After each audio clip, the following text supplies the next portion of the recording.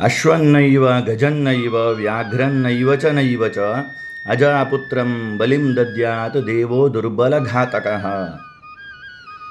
ಕುದುರೆಗಳನ್ನು, ಆನೆಗಳನ್ನು, ಹುಲಿಗಳನ್ನು, ಸಿಂಹಗಳನ್ನೆಲ್ಲ ಬಲಿಯಾಗಿ ಕೊಡುವುದಿಲ್ಲ. ಬಲಿಯಾಗಿ ಕೊಡುವುದು ಕುರಿಗಳನ್ನು ಮಾತ್ರ.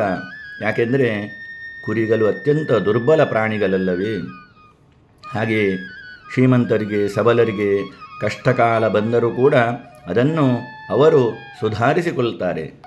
ಆದರೆ ಬಡವರಿಗೆ ಬಂದಂತಹ ಕಷ್ಟಕಾಲ, ಅಪಮಾನಕರವಾದಂತಹ ಪರಿಸ್ಥಿತಿಯನ್ನು ಸಬಲರು ಯಾವತ್ತಿಗೂ ಕೂಡ ಅಪಮಾನಿಸಬಾರದು.